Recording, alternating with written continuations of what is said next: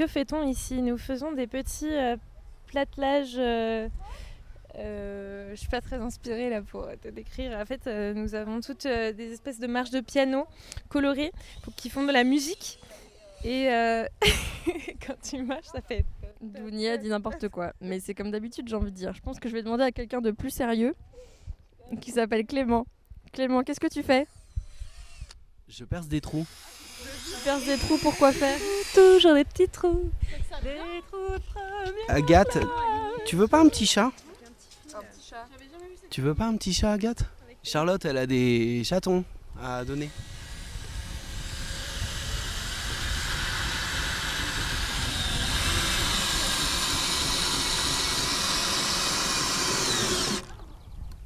Je m'appelle Aline Uzel et je suis du réseau des médiathèques.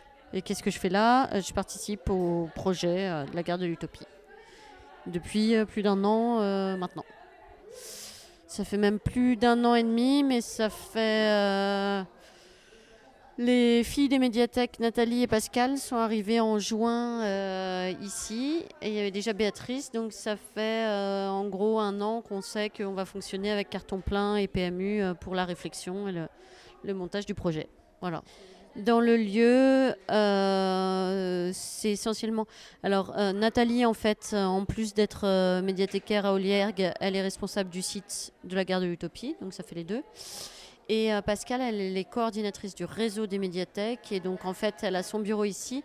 Donc, ce qui est du réseau, en fait, souvent, il y a des réunions de bénévoles. Et voilà, ils se voient ici pour des temps de convivialité, de réunions, d'échanges, d'actions culturelles. Enfin, voilà. Et aussi, elles ont mis en place toute la programmation qui a lieu mensuellement au niveau culturel. Il y a un peu beaucoup d'agitation tout de suite et on a du mal un peu à savoir où on se met, mais c'est plus ça, mais ça fait partie de l'expérimentation, donc c'est bien. Et puis après, il faudra des temps pour se poser. Il y a la problématique de la sonorisation dans le lieu qu'on voit directement et le fait qu'il n'y ait pas de bureau où là c'est un peu chaud d'avoir tout à la fois, mais c'est chouette de voir plein de gens. Mais c'est vrai que le bruit... Ouais, mais à l'intérieur, c'est compliqué de bosser en même temps. On essaye de bosser à l'étage, on n'y arrive pas. Voilà. Mais sinon, dans les wagons fermés, ça marche. Voilà.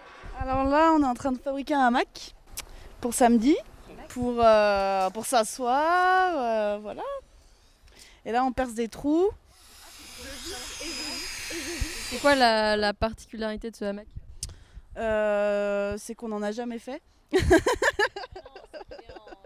Il est fabriqué à partir de la tresse de Joubert, qui est une entreprise historique et locale qui fabrique des élastiques et qui nous a fourni 1 km d'élastiques. Et après, on va tresser avec de la tresse pas élastique pour que ça soit un peu plus solide. Ça fait comment, Roxane, quand on s'assoit sur le hamac ? Ça va faire ring, clac. Bonjour. Est-ce que je peux vous demander ce que vous faites ? Qu'est-ce que vous tricotez ? On est en train de démêler les fils pour l'instant.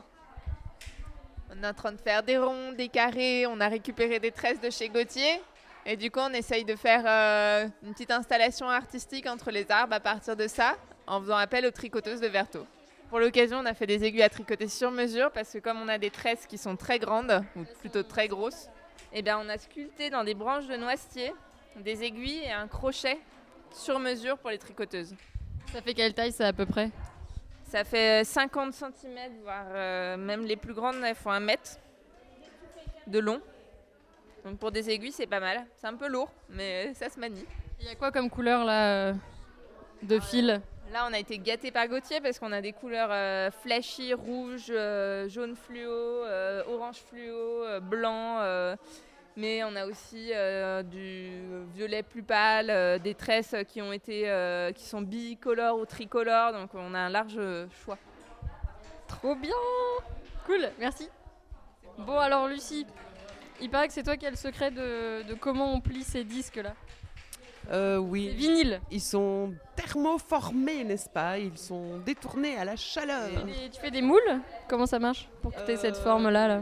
Là, les petites équelles avec un bord dentelé sont posées, les disques vinyles sont posés à plat sur une boîte. Et donc ça, c'est posé dessus, tout sec, tout froid, sorti de la pochette.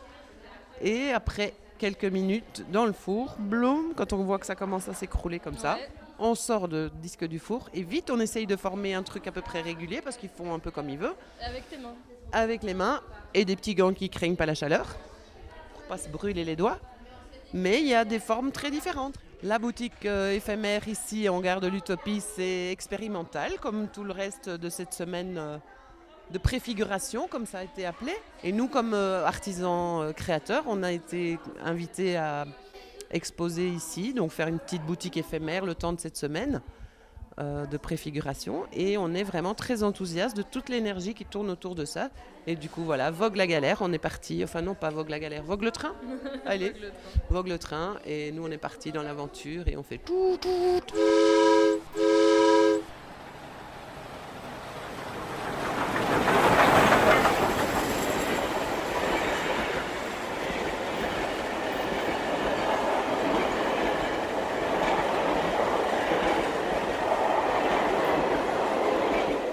Et en fait, il faut réussir à bâtir son royaume en faisant des territoires, donc d'eau, de forêt, de blé. Et si on cumule des grands territoires, on peut gagner des points. Et voilà, et celui qui a le plus de points a le meilleur royaume et élu super roi des 7 couronnes. Et pour le moment, c'est qui gagne? Parce que j'en ai pas mal. J'ai une mine d'or avec 3 couronnes. J'ai des prairies qui servent à rien. Et d'autres trucs qui servent à rien, mais des trucs qui servent aussi. Des mines d'or, c'est bien.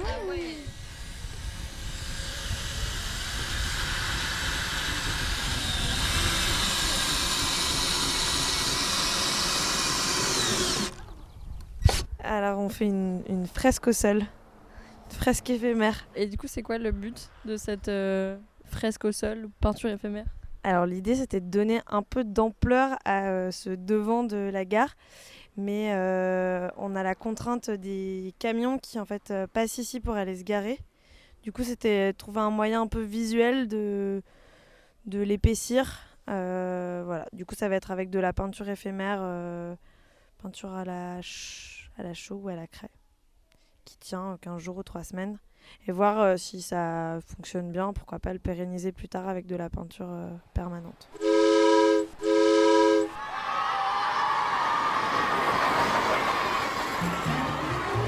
En sortant de l'école, nous avons rencontré un grand chemin de fer qui nous a emmenés tout autour de la terre dans un wagon doré. Bonjour, je m'appelle Esteban. J'ai fait un dessin que j'aimerais que le train remarche, tous les trains, pas non plus du monde, mais que la gare retrouve un peu comme elle était avant et qu'il y ait un peu de monde, je sais pas, mais comme à l'époque, moi. Ça serait bien.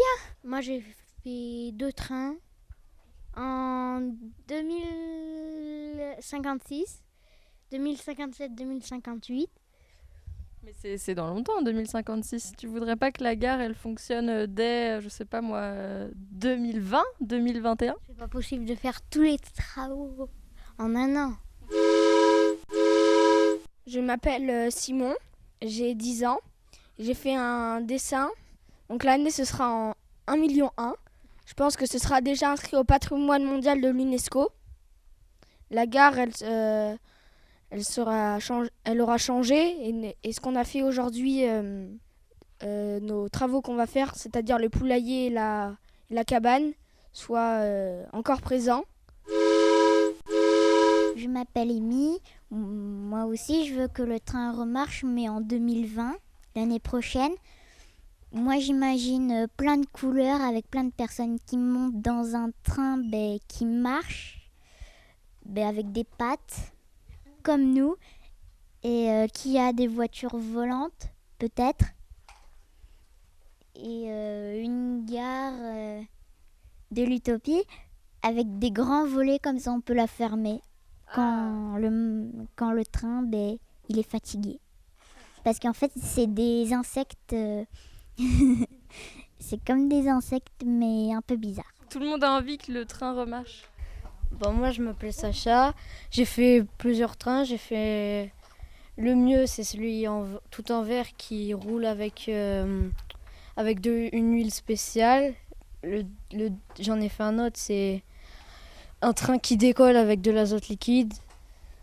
Il a 5 heures d'autonomie. Et devant, il y a une caméra infrarouge qui permet de détecter les problèmes sur les rails. J'en ai fait un autre, fusée aussi. 12, 11, 10, 9, 8, 7, 6. Et j'ai fait un dessin pour l'année de 2050. Et il y aura des voitures qui seront devant les trains. Il y aura plein d'animaux.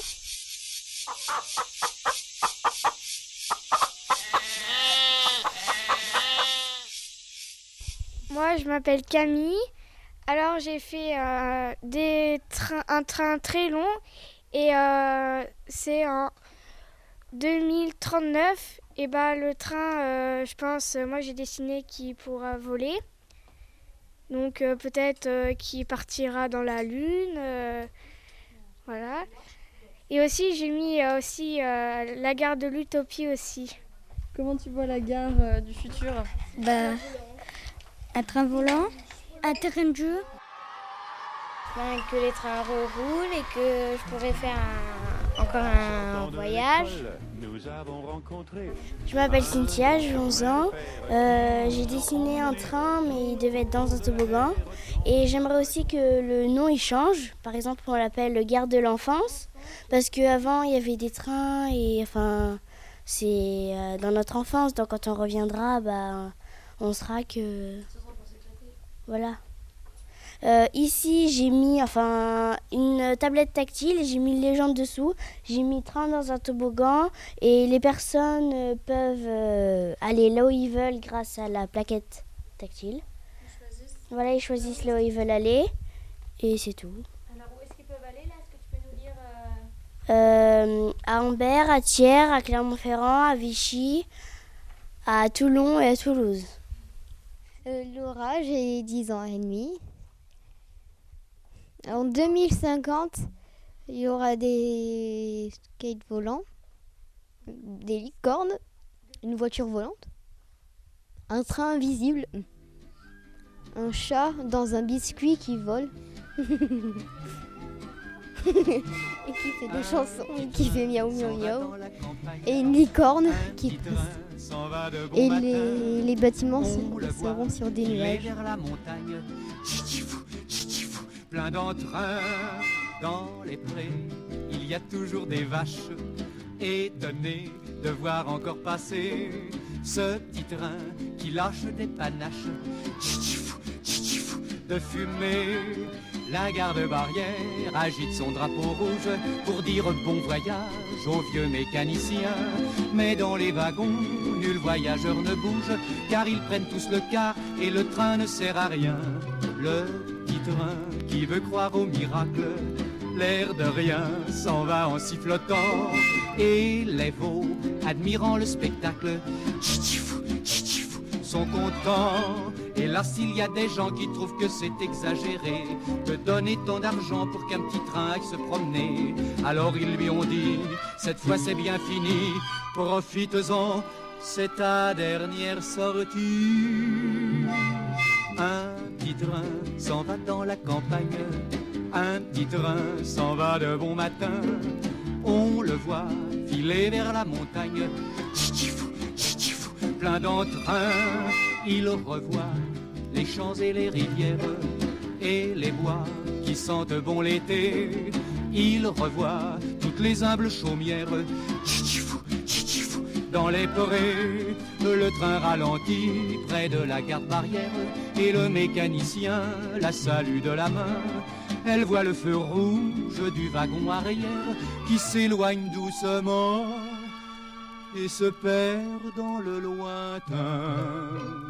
Le petit train a perdu la bataille, c'est la fin de ses belles flâneries. Il s'en va vers le tas de ferraille, c'est fini.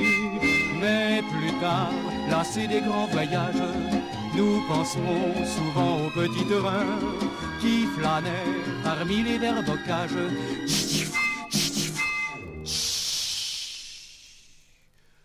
Nous le regretterons bien.